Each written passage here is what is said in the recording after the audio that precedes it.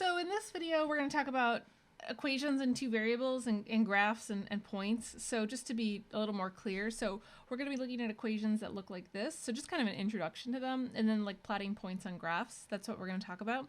So just FYI, I do have free guided notes available at divideandconquermath.com. Personally, I think these really enhance the lessons, particularly this lesson. So if you are interested in those, you might want to try them out for this one. Okay, so let's talk about what a linear equation is. So a linear equation in two variables is an equation of the form ax plus by equals c. So it's something that you could write like this. So it doesn't have to necessarily be in this form, but it's something that you could transform into this form. And the a and the b cannot both be 0. Okay, so that's what a linear equation is. Now, solutions are ordered pairs that make the equation true. And so just to be clear here, unless otherwise stated, assume, I forgot the E there on assume. Assume the ordered pairs go in alphabetical order. So let's just show you what I mean here.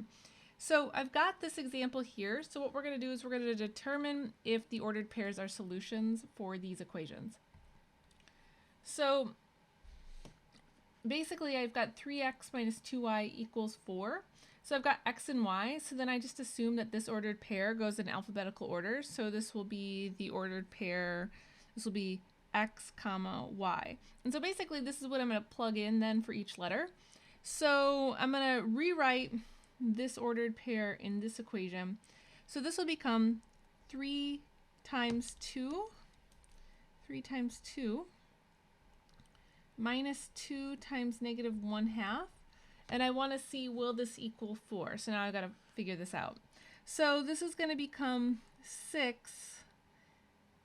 And then I've got negative 2 times negative 1/2. So just to kind of break that out, so negative 2 times negative 1/2. So just remember, this negative 2 is technically over a 1, so this will really be just 2 over 2. So this whole thing will just equal 1. So this really becomes 6 minus 1, so does that equal 4? And so no, it does not. So it's not a solution. So this is what we are looking to do in this set of examples. So maybe you want to pause the video here and give this one a try and just see if it's a solution, and hit play when you're ready. So in this one, so I'm going to take 3 times negative 5 plus 2 times negative 1 equals 10. So again, I've got a and b here. So in this ordered pair, I'm going to assume this is my a, this is my b. Okay, so I'm just going to go through and work this out now. So now I get negative 15 minus 2. Is that going to equal positive 10? So once again, so no, not a solution. Okay, so we've got one more here. So again, if you just want to pause the video and then hit play when you're ready, go for it. So in this case, so I've got, if I look at the equation, I've got an x and a y, so that means that the 3 will be the x, the 2 will be the y. So if I just plug all these in, 2 for the y, and then this will be 5 minus 3. So this is true. So this would be a solution. So 3, 2 is a solution in this case. Okay, so now what I want to do is I just want to pivot a little bit here and just slightly change the question, where the new question now is complete the ordered pairs. So you're going to be given a partial pair for an equation. So in this case, I've got a and b, and basically I've just only been given a. So what would b have to be so that this ordered pair would be complete? So I'm just going to plug in then this a like this. And there's nothing I can do for b right now, but look at what we're left with. Now we're left with an equation that we know how to solve. So I can multiply these together. So I get 8 minus 6b equals 2. And then I can subtract off the 8. So now I get negative 6b equals negative 6. And then I can divide both sides by negative 6 to get b equals 1. So my ordered pair then would be 2, 1. So that would be what you would write. So it's just like solving for a linear equation that just has like one variable basically. So why don't you try this example? So you can pause the video and then hit play when you're ready. So in this case, I'm trying to figure out what x is, so I need to plug in the negative 3 for y. So I'm going to have negative 3 equals 2x plus 1. So to get x by itself, I need to subtract the 1, so I get negative 4 equals 2x. And then divide both sides by 4 to get that x equals negative 2. Now remember, you do want to actually state the ordered pair, so don't forget that part. So the ordered pair will now be -2, -3. Okay, so we've got kind of the basic idea now of ordered pairs and working with these linear equations. Now another way to represent ordered pairs is instead of just doing like these individual pairs, we can use a table. So here would be how I could represent that table. So we're going to just do another example with this. And so basically the idea here is you can have lots of different ordered pairs all for the same equation. So in this particular example, so I'm basically going to do the same thing of kind of completing the ordered pairs. So we're going to start with, if x equals -3, what would y have to equal? So what I'm going to do is I'm going to just leave the y alone, and I'll plug in the -3 for x, and then I'll just kind of go through and solve this. So this will give me -6 plus 4, so that equals -2. So to complete this table in the first line, if x is -3, then y will be -2. So that would be how that would work. Okay, so let's pivot then to the next entry. So now I don't know what x is, but I do know that I want my y to be 10. So I'm going to plug in 10 for y, and then I've got 2x plus 4, and now I just have to go through the steps to solve for x.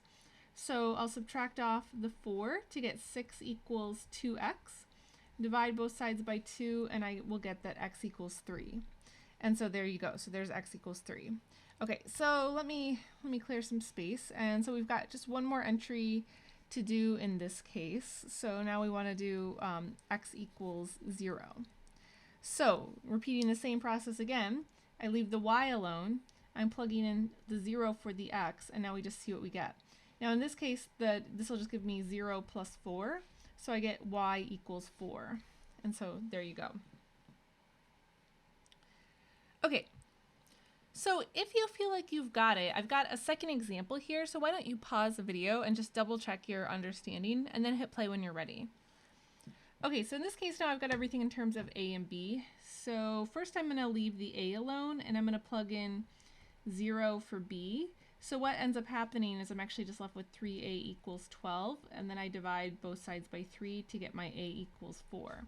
So that will be the first entry in this. So let me clear all this out, and now let's do the next entry. So the next entry is going to be a equals 0. So I plug in 0 for a, and then I'm going to solve for b. So once again, so 3 times 0, so this just drops out. So I'm just really left with -2b equals 12, and then I can divide both sides by -2 to get b equals -6. And so there would be my next entry. Okay, so I'll clear some space again. And so now I'm going to put in 3 for the a. And so now this becomes 9 minus 2b equals 12. So I subtract off the 9 to get -2b equals 3. And divide both sides by -2. So for this last one, we get a fraction. So we get -3 over 2, and that's totally fine. So the idea behind this really is like you can create a table of really whatever values that you want. It's just going to be values that specifically work in this equation. That's kind of what you're rallying around. All right. So ordered pairs are usually plotted on a graph, and so that's kind of where we want to pivot to next. So I want to talk about the Cartesian or rectangular coordinate system. It's the same name. So the way that this looks, let's just kind of like draw this out together. So you have these two different axes where this one here, this is your x-axis, and this is your y-axis. So a lot of times these labels are omitted. You just have to kind of remember this. And then really what these lines are is they are each their own number lines. So we have like little tick marks on them. So on the y-axis here, we have these numbers. So going up is positive and going down is negative. And then for the x-axis, so this direction here is positive and this direction here is negative. So I highly recommend, if you're rusty on this, just force yourself to kind of draw this out one more time so that you can just keep it fresh in your mind.